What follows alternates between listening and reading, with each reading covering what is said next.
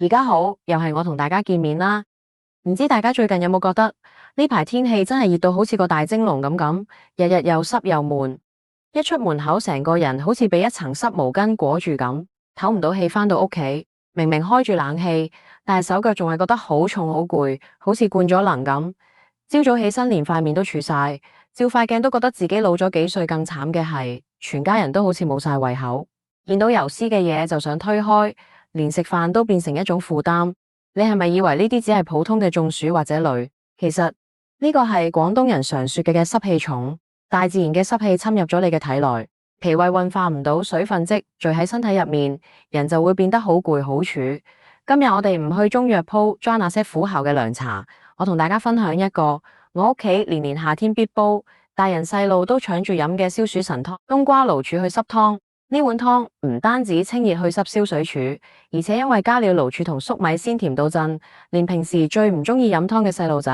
飲完一碗都會主動添多一碗。只要你跟住我今日分享嘅每一個煲湯關鍵，從冬瓜連皮連核嘅妙用、陳皮去瓤嘅技巧，到如何用電飯煲出清涼不渴、鮮甜回甘嘅老火湯底，你都會發現，原來一碗讓人回味無窮嘅夏日金湯背後藏着咁多好玩又實用嘅廚房科學。要煲好呢碗去濕湯，材料雖然簡單，但每一樣都非常有講究。首先我哋去街市買一包生熟薏米，好多人煲去濕湯淨係識得用生薏米，其實咁樣煲出嚟嘅湯會過於寒涼。生薏米也就是未經炒製嘅薏仁，性寒，利水淡濕同清熱嘅效果最強，但對於脾胃虛寒或者年紀大嘅老人家同小朋友飲得多，會容易傷胃，甚至會肚暈。所以廣東大廚一定會將生薏米同熟薏米經過炒製嘅薏仁一齊搭配使用。熟薏米性溫，經過炒製之後寒性大大減低，反而多了一股健脾子、滋溫和理氣嘅作用。生熟薏米比例通常是1:1，兩者結槓，既能發揮強效嘅利尿去濕作用，又能夠保護好我哋嘅脾胃。不溫不燥，全家老少都適合飲。除咗生熟薏米，我哋仲會加入大約20克嘅慈實。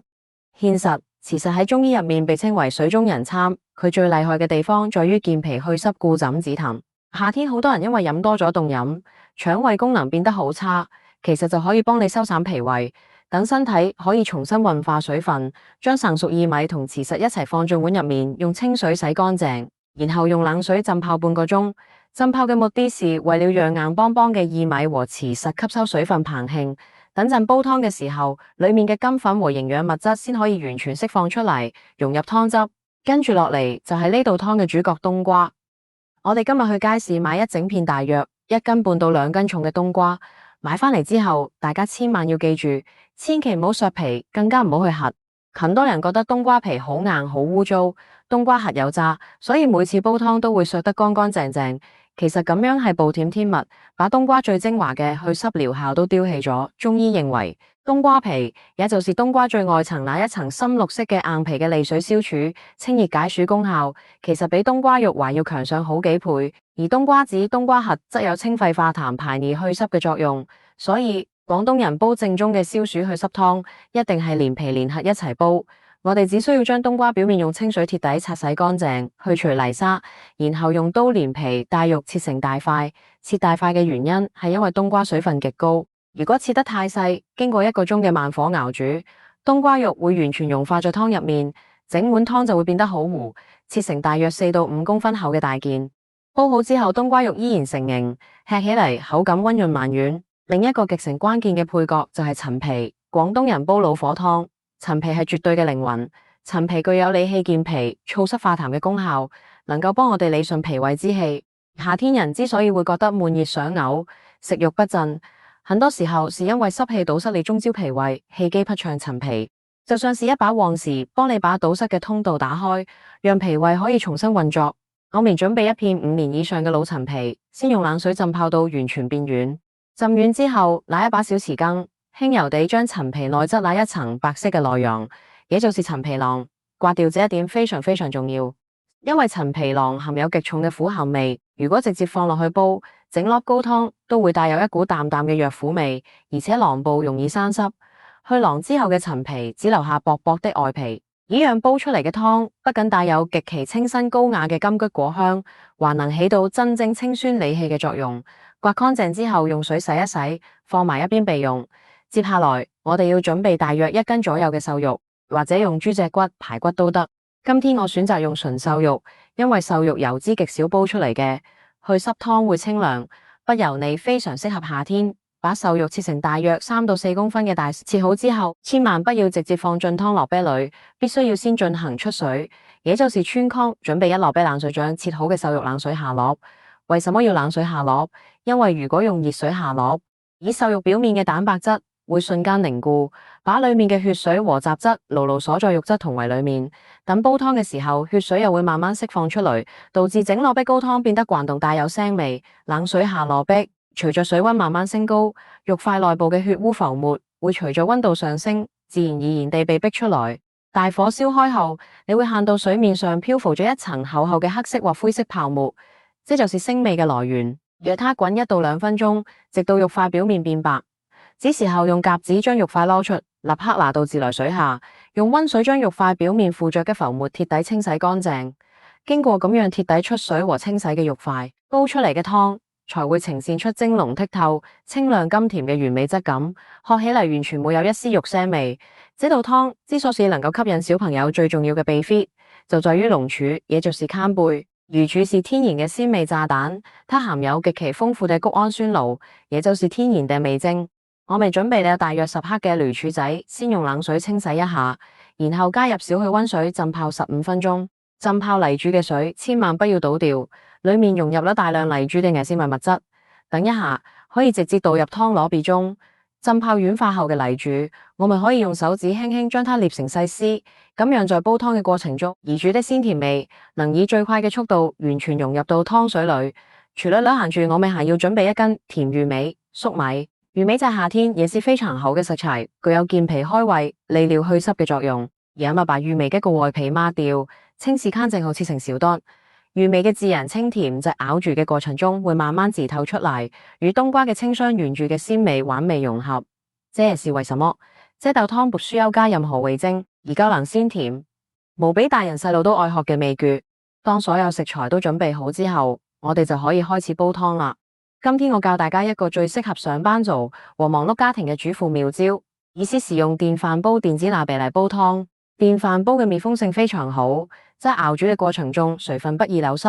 而且它嘅受熱非常溫和專專，非常適合用嚟模擬傳統砂煲嘅慢火熬煮效果。將烘乾水分嘅生熟薏米、瓷實切好嘅原尾段、出好水嘅瘦肉塊泡軟並撕成絲嘅蘭柱，連同泡蘭柱的水以及那一片去囊嘅陳皮，全部放入電飯煲嘅內膽中，吉咗往裏面倒入大約2公升嘅清水。這時候我們要分享另一個廣東阿撈相傳嘅煲湯，黑科技放一條木質的湯匙，木羹在蠟杯子邊緣，然後再蓋上電飯煲嘅蓋子。為什麼要放一條木匙留一條木棘？因為薏米在加熱過程中會釋放出多糖和澱粉，高湯會變得稍微有點黏稠。如果把蓋子完全蓋死，電飯煲在大火沸騰時極易發生爽湯，也就是湯汁溢出、起泡外流嘅情況。放一條木匙留一條微小嘅粉隙，既能保持鍋壁內嘅高溫沸騰，又能完美防止湯汁溢出，安全又省心。然下煮飯鍵或者煲湯鍵，先大火滾起，大火燒開後，讓它持續滾煮大約半個鐘。這時候你會看到鍋壁裏嘅湯汁已經開始變得有些微微嘅乳白色，而瘦肉和連住嘅鮮香味已經完全釋放出嚟。呢個時候我們把切好連皮連核嘅冬瓜大塊輕輕放入爐鼻中。為什麼不一開始就放冬瓜？因為冬瓜水分高，果肉嫩。如果一開始就和薏米肉塊一齊煲1個鐘，冬瓜肉會完全煮化在湯裏，找不到形狀，整鍋湯也會變得過於濃稠。半個鐘後放冬瓜時間剛剛好，冬瓜有足夠嘅時間吸收肉香和留住嘅鮮味，同時又能保持太華美嘅派狀。放入冬瓜後，重新蓋上蓋子，同樣留一條木匙嘅縫隙，繼續慢火熬煮30分鐘到40分鐘。在這個過程中，冬瓜嘅清甜、陳皮嘅甘嚼香、梁柱嘅海洋鮮美、薏米谷谷蜜香，在溫和嘅熱力作用下層層交融。當1個鐘嘅熬煮時間過去，揭開電飯煲蓋嘅你一瞬間，一陣夾雜着濃郁果香、粟米清甜與羅柱鮮美嘅高湯熱氣，瞬間十萬整間屋聞到都覺得整個人精神一振，原本悶熱帶來嘅疲倦感都消受散了。而家臘味湯嘅顏色呈現出溫潤半透明嘅奶黃色，瘦肉已經煲到非常軟爛，肉尾段金黃誘人，而連皮連核嘅冬瓜片已經變得完全透明，像一塊塊精緻嘅翡翠玉石。裏面嘅核和皮都完好無損，但已經完全變軟。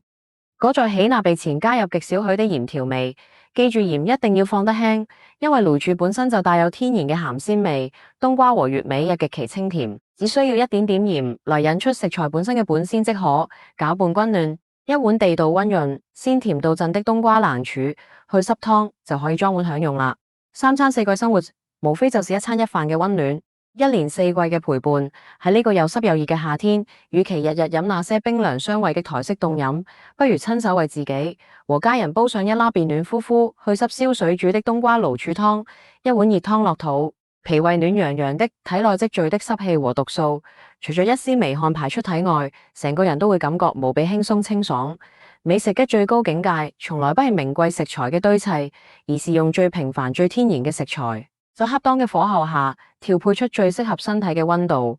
如果連都喜歡我們這種專注於食物養生、追求食物本源與下廚細節的消暑分享，請千萬不要忘記給我們點個讚，把這道全家都愛飲的去濕配方分享給身邊同樣熱愛生活、熱愛美食嘅朋友。最重要嘅一點，點擊下方嘅訂閱按鈕，並打開旁邊嘅小鈴鐺，咁樣每當三餐四季更新最新最實用嘅暖心美食教程時，您就能第一時間收到通知，和我們一齊在四季交替中，用美味守護自己和家人嘅健康。有任何煲湯疑問，或者您想在三餐四季限度拿到經典家常菜嘅拆解，歡迎隨時在下方評論區留言。多謝各位嘅收睇與陪伴，我們哋下期節目不見不散，拜拜。